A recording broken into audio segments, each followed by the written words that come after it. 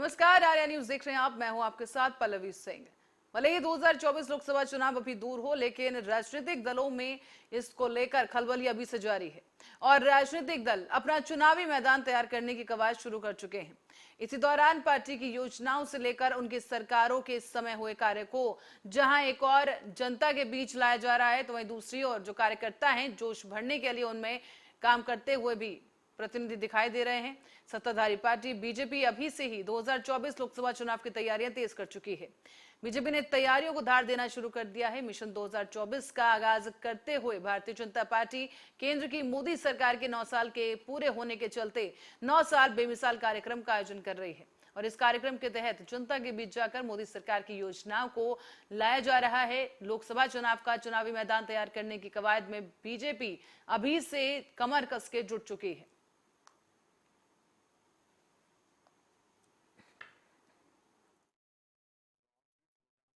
के तहत हम लोग आए थे, तो आप लोगों ने देखा था। इन 9 वर्षों में मोदी जी की अगुवाई में जो भारतीय जनता पार्टी की सरकार है, उसने देश की दशा और दिशा दोनों बदल दिया है। आज हमारे देश के कद को मोदी जी की सरकार ने ऊंचा कर दिया है, विश्व में ऊंचा कर दिया है। आज हम विश्व में सबसे तेज गति से प्रगति करने वाले अर्थव्यवस्था हैं। आज हम विश्व में 5वीं सबसे बड़ी अर्थव्यवस्था हैं। कम से कम 4-5 वर्षों में हम विश्व के 3री सबसे बड़ी अर्थव्यवस्था हो जाएंगे और इस प्रगति में हम लोगों ने कोई पहलू बाकी नहीं छोड़ा है, चाहे वो सामरिक पहलू हो, अपने शक्ति को और मजबूत करना, सैन्य शक्ति को मजबूत करना, चाहे वो गरीबों का विकास हो।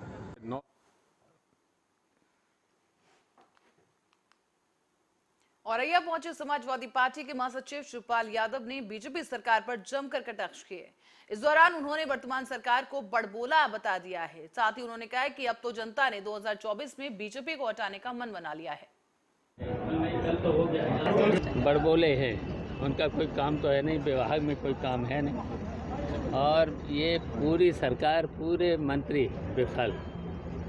देख ही रहे हो, महंगाई, भ्रष्टाचार चरम सीमा पर, और ये विभागों में ट्रांसफर एक चपरासी का नहीं करा सकते। ये तो हैसियत मंत्री के बड़बोलेपन की बातें करते हैं। वही भारतीय जनता पार्टी अपराध मुक्त की बात कर रही है। बीजेपी के सांसद पूरे प्रदेश में बिजली का क्या हाल है, स्वास्थ्य सेवाएं का क्या हाल है, डॉक्टर नहीं, डॉक्टर है तो दवाएं नहीं, तो बुरा हाल है सरकार का।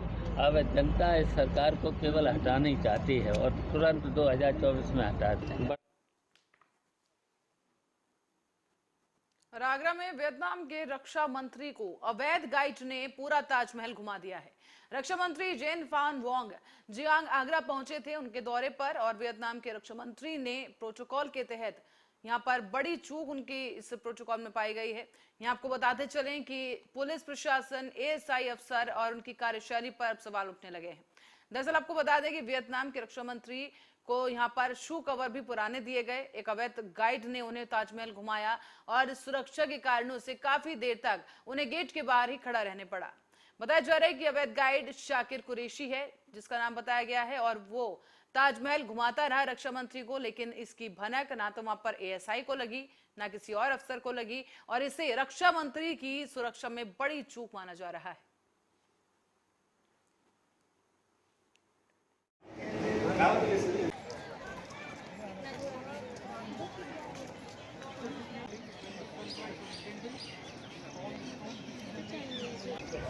आगरा दौरे पर पहुंचे थे, इस दौरान वो ताजमहल घूमने के लिए आए, लेकिन सबसे पहली चीज जो सुरक्षा कारणों के चलते उन्हें काफी देर पहले ताजमहल के बाहर ही गेट पर खड़ा रहना पड़ा। दूसरी जो बड़ी चीज यहां पर सामने आई है वो ये कि एक अवैध गाइड ने रक्षा मंत्री को वहां पर ताजमहल का दीदार करवाया है, ताजमहल का टूर दिया है। ऐसे में सवाल उठ जाता है उन अफसरों पर कि आखिर वो क्या कर रहे थे, रक्षा मंत्री की सुरक्षा में इतनी बड़ी चूक आखिर कैसे हो गई। बताया जा रहा है कि वियतनाम के रक्षा मंत्री वो हैं जो कि पहुंचे थे ताजमहल का दीदार करने के लिए, लेकिन यहां पर एएसआई अफसरों की लापरवाही इतनी ज्यादा बड़ी मात्रा में देखने को मिली है कि एक अवैध गाइड वियतनाम के रक्षा मंत्री को ताजमहल घुमाता रहा, लेकिन इस पूरे घुमाने के दौरान ना किसी एसआई को इस बात की खबर लगी और ना उनकी सुरक्षा को लेकर यहां पर गंभीरता दिखाई दी है। इस खबर पर अधिक जानकारी के लिए ब्यूरो चीफ आगरा से हमारे अजय यादव जुड़ चुके हैं, उनसे जानेंगे कि क्या कुछ अपडेट है। अजय, ये पूरा मामला क्या कुछ रहा, पहले विस्तार से वो बताइए कि यहाँ पर रक्षा मंत्री वहां पर पहुंचे थे तो क्या एएसआई को इसकी जानकारी नहीं थी कि वहां पर वियतनाम के रक्षा मंत्री पहुंच रहे हैं? देखिए प्रियंका जी, आपको बताना चाहेंगे ये आगरा में भ्रमण के लिए, ताजमहल भ्रमण के लिए वियतनाम के रक्षा मंत्री जैन थॉन वोंग जियंग आए हुए थे। जो ताजमहल विजिट के दौरान यहाँ, क्योंकि अगर कोई वीआईपी मूवमेंट होता है तो प्रोटोकॉल के जरिए पूरी जानकारी पहले से होती है, सारी चीजें होती हैं। लेकिन यहाँ देखने को मिला है कि जो अवैध गाइड है उन्होंने ताजमहल घुमाया है, क्योंकि ये अवैध इसलिए है कि स्टे गाइड है और स्टे गाइडों को ये परमिशन नहीं है वीआईपी घुमाने के लिए। और दूसरी लापरवाही भी ये सामने आई है कि जो शू कवर हैं वो भी पुराने दिए गए थे और मेन एंट्री गेट पे भी सुरक्षा कारणों से काफी देर तक रक्षा मंत्री है जो उनको बाहर खड़ा होना पड़ रहा था। तो ये सब चीजों को लेकर काफी लापरवाही प्रशासन की, एएसआई के सामने आई है। जी पर अजय, अब तक क्या कुछ इस पर कार्रवाई हुई है? क्या जो वहां पर एएसआई था उस पर किसी तरह की कारण बताओ नोटिस उसे जारी किया गया? और सबसे बड़ा सवाल मेरा यही आपसे है कि क्या उन्हें इस बारे में जानकारी नहीं थी कि वहां पर वियतनाम के रक्षा मंत्री पहुंच रहे हैं, तो उनकी सुरक्षा के लिहाज से वहां पर पहले ही अफसरों को तैनात कर देना चाहिए था, एक गाइड जो है पहले ही उन्हें दे देना चाहिए था? देखिए, जो विदेशी वियतनाम के रक्षा मंत्री थे, जो स्टे गाइड है साकिर कुरैशी स्टे गाइड है, तो उसने ये सारी चीजें जो ताजमहल है जो विजिट कराया है और वहां के बारे में बताया है। लेकिन ये जानकारी होते हुए लोकल स्तर पर जानकारी रहती है, क्योंकि वीआईपी है रक्षा मंत्री है वियतनाम के, तो कहीं ना कहीं प्रोटोकॉल के तहत उनको सारी चीजें सुरक्षा से लेकर और सब पूरा सुविधा मतलब दी जाती है, सारी चीजें। लेकिन कहीं ना कहीं यहाँ लापरवाही सामने नजर आई है प्रशासन की भी और एएसआई अधिकारियों की। अजय, क्या कोई सफाई अभी तक दी है अधिकारियों की तरफ से? कोई सफाई दी गई है इस पूरी घटना को लेकर? और जो वो अवैध गाइड था उस पर क्या कार्रवाई हुई? देखिए, जब वीडियो वायरल होते हैं ये घुमाने को लेकर साकिर कुरैशी के, तो प्रशासन हरकत में आता है और जो स्टे गाइड है साकिर कुरैशी, उसको तत्काल गिरफ्तार कर लिया जाता है और उसके खिलाफ मुकदमा दर्ज कार्रवाई की जाती है। जी। और अजय, जो शू कवर आप कह रहे हैं कि पुराने शू कवर उन्हें दिए गए, किसने वो शू कवर दिए, उस पर क्या कार्रवाई हुई है? देखिए, शू कवर जो पुराने बताए जा रहे हैं उसमें भी है, क्योंकि गाइड के द्वारा कई चीजें मुहैया कराई जाती हैं, सुविधा दी जाती है और प्रशासन के जरिए, तो वहाँ कहीं ना कहीं लापरवाही भी ये देखने को मिली है, क्योंकि इस तरह के जो कार्य किया गया है तो इस पर भी जांच होना जरूरी है। जी अच्छा, धन्यवाद इस जानकारी के लिए। दर्शकों को बता दें कि आगरा में जो है आज दौरे पर वियतनाम के रक्षा मंत्री पहुंचे थे और उनकी सुरक्षा में ये बड़ी चूक है और अब तक इस पर कोई ठोस कार्रवाई फिलहाल नहीं हो पाई है और ना ही उन एएसआई अफसरों पर कोई कार्रवाई हो पाई है जिनकी लापरवाही के चलते एक अवैध गाइड वियतनाम के रक्षा मंत्री को टूर कराता रहा, लेकिन वहां पर कोई भी अफसर पहुंचा नहीं।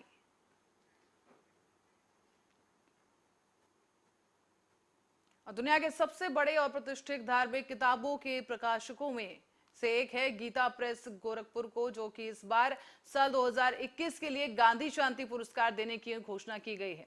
यह ऐलान संस्कृति मंत्रालय के द्वारा प्रधानमंत्री मोदी की अध्यक्षता वाली जूरी के निर्णय के बाद रविवार को लिया गया था और बताया जा रहा है कि इस बीच गीता प्रेस ने कहा है कि वो सम्मान जरूर स्वीकार करेंगे, लेकिन इसके साथ मिलने वाली जो धनराशि है वो नहीं लेंगे। गोरखपुर गीता प्रेस के प्रबंधक लालमणि तिवारी का कहना है कि हम लोग किसी भी तरह के आर्थिक सहायता या पुरस्कार नहीं लेते हैं, इसीलिए इसे स्वीकार नहीं कर रहे हैं। बताते चलें आपको कि इससे पहले भी गीता प्रेस ने कभी भी कोई पुरस्कार स्वीकार नहीं किया है, कोई धनराशि स्वीकार नहीं की है। प्रबंधन ने यहाँ पर जुड़े लोगों से जो है बात जब की गई तो उनका भी यही कहना है। हालांकि इस बार परंपरा को तोड़ते हुए सम्मान को जरूर स्वीकार किया जाएगा, लेकिन इसके साथ मिलने वाली जो 1 करोड़ रुपए की धनराशि है उसे स्वीकार नहीं किया जाएगा, उसे नहीं लिया जाएगा। इससे गीता प्रेस का गौरव बढ़ेगा और हम लोगों को गौरव की अनुभूति भी हो रही है। ये हर्ष का विषय है। इसके लिए संस्कृति मंत्रालय को, भारत सरकार को और माननीय प्रधानमंत्री जी को, गोरखपुर के श्री पूज्य श्री महाराज जी को, ये सब के प्रति धन्यवाद देते हैं। इससे गीता प्रेस का गौरव बढ़ेगा और हम लोगों को गौरव की अनुभूति भी हो रही है। ये हर्ष का विषय है। इसके लिए संस्कृति मंत्रालय को, भारत सरकार को और माननीय प्रधानमंत्री जी को, गोरखपुर के श्री पूज्य श्री महाराज जी को, ये सब के प्रति धन्यवाद देते हैं। इससे कि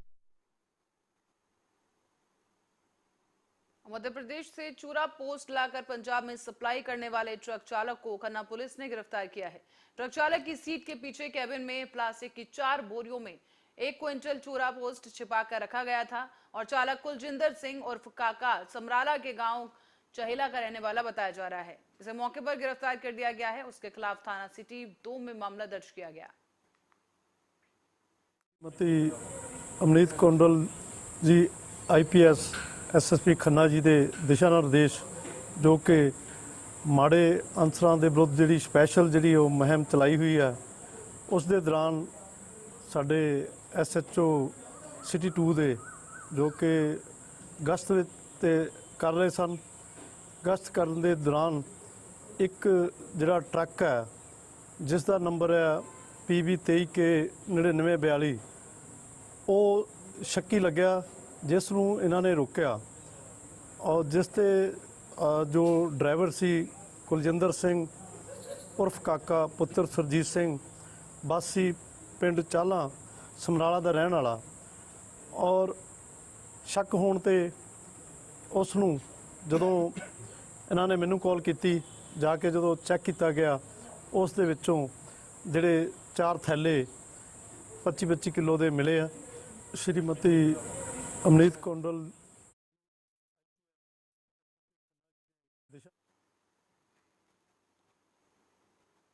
आगरा में एक नागिन डांस चर्चा का विषय बन चुका है और ये वीडियो ब्लॉक प्रमुख का है। बता दें आपको कि ये भागवत के भंडारे में ब्लॉक प्रमुख का नागिन डांस सोशल मीडिया पर वायरल हो रहा है। ये डांस सुर्खियां बटोर रहा है और नागिन डांस पर जमकर ठुमके लगा रहे ब्लॉक प्रमुख धार्मिक आयोजन में मस्ती करने से नहीं चूके। ये वीडियो हम आपको दिखाते चलें, जहां पर खंदौली से वीडियो सामने आया है और खंदौली से भाजपा ब्लॉक प्रमुख का ये वीडियो बताया जा रहा है। पैसई गांव में कुछ ही दिनों पहले एक भंडारा हुआ था, भंडारे का आयोजन था और इसी दौरान ये डांस वीडियो शूट किया गया।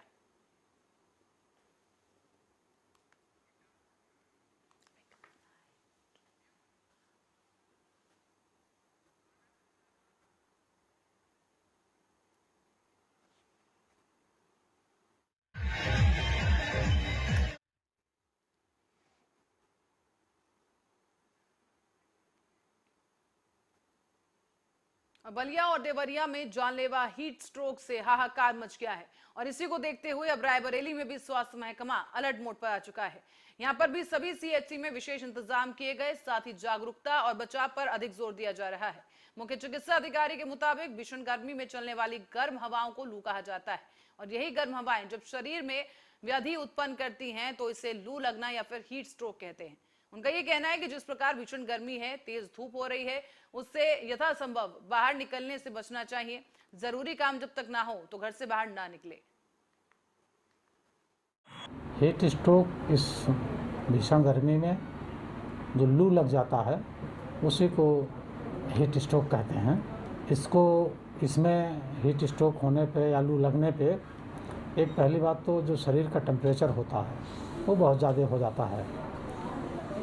चेहरे पे या शरीर पे गरम लाल दाने जैसे ये सब भी हो सकते हैं।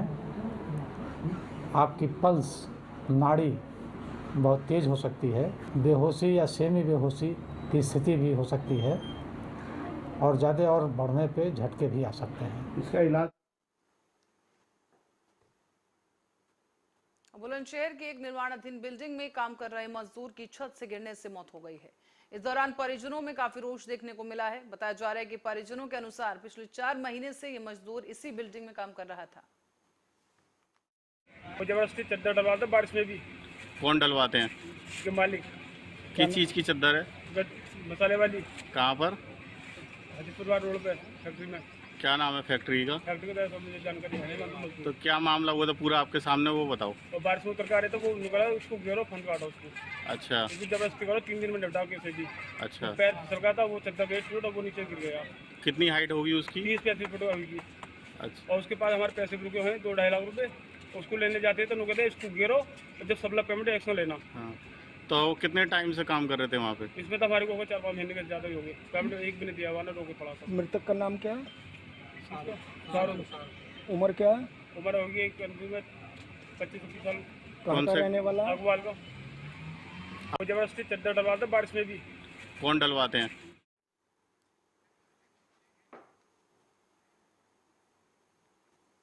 और पंचांग के अनुसार हर साल आषाढ़ महीने में उड़ीसा के पुरी में भगवान जगन्नाथ की रथ यात्रा निकाली जाती रही है, जो कि विश्व भर में प्रसिद्ध है।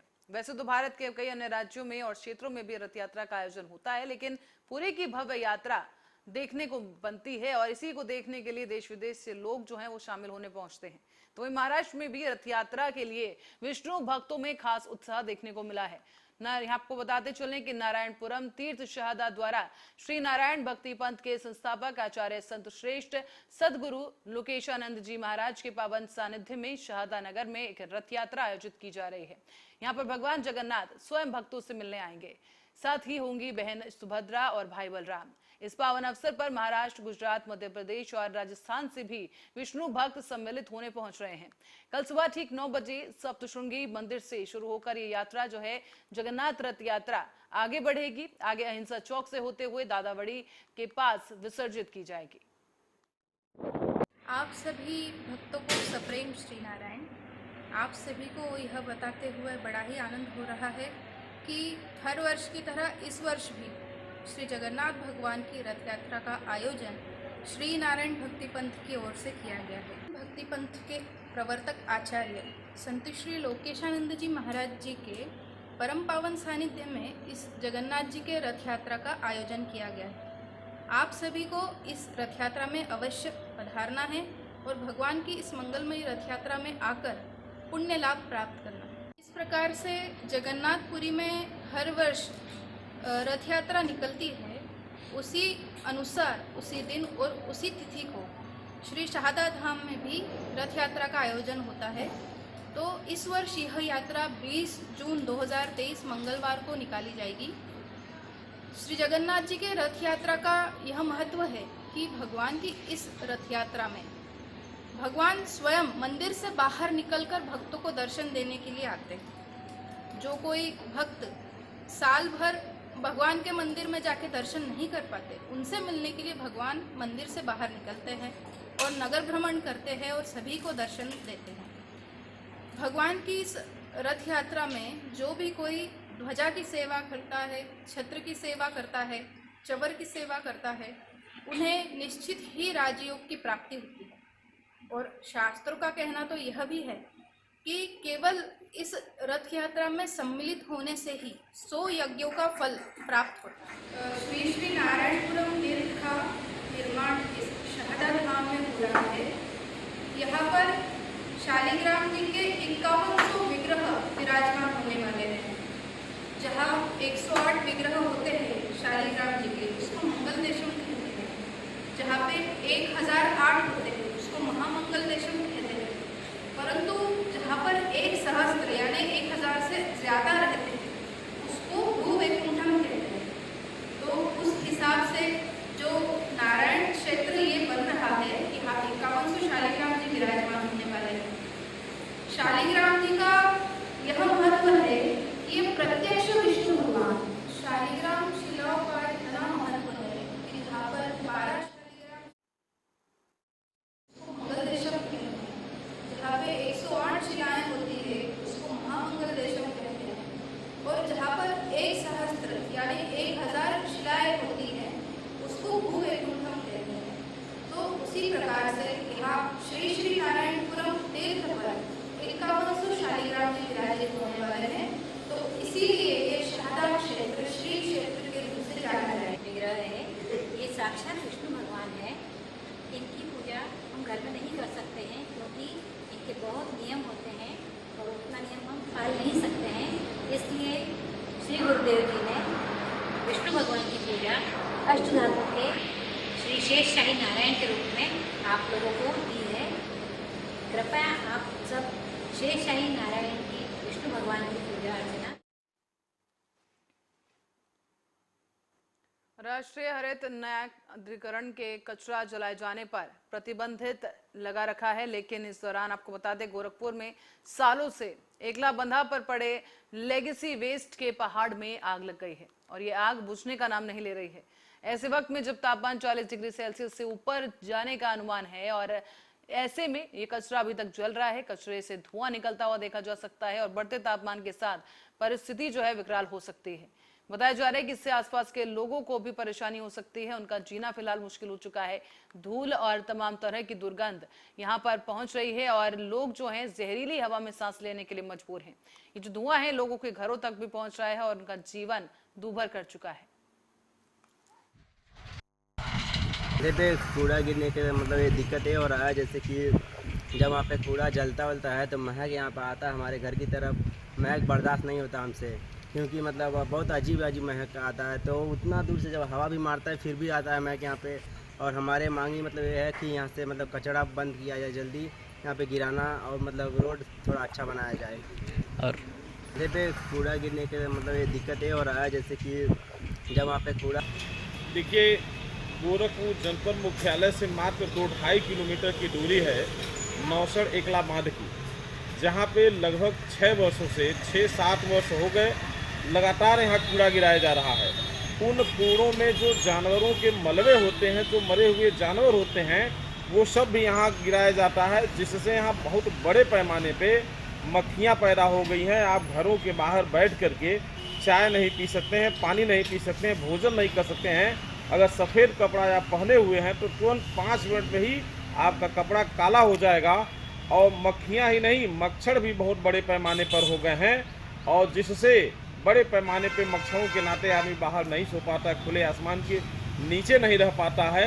यही नहीं, आज जब गर्मी का समय शुरू होता है तो इन दिनों में अभी अगर आप शाम को 6:30 बजे के बाद अगर आप रिकॉर्डिंग करके देखेंगे तो इस एकला बंधे एकला नौसड़ जो ये बांध है, इसके अगल बगल के दर्जनों गांव में जो इसका प्रदूषित धुआं है, इन कूड़ों में स्वतः या तो प्रशासन आग लगा देता है या तो स्वतः उसमें आग लग जाता है। और आग लगने के बाद जो इससे प्रभावित कई दर्जन गांव हैं, उन गांवों में कूड़े का प्रदूषित धुआं। अब रुक करेंगे हमीरपुर का, जहां बता दें कि कानपुर सागर हाईवे पर स्थित यमुना पुल पर दरारें आ गई हैं और इसी की वजह से भारी वाहनों का आवागमन काफी बाधित हो चुका है। बताया जा रहा है कि साल 2008 से 2016 के बीच कई बार ये पुल क्षतिग्रस्त हुआ है। हालांकि इस दौरान बताया भी जा रहा है कि कई बार इसे ठीक कराया गया, लेकिन घटिया सामग्री का इस्तेमाल किए जाने की वजह से ये पुल बार बार समस्या खड़ी करता है और इसी की वजह से जो हर्जाना है वो आम जनता को और भारी वाहन संचालकों को भुगतना पड़ रहा है।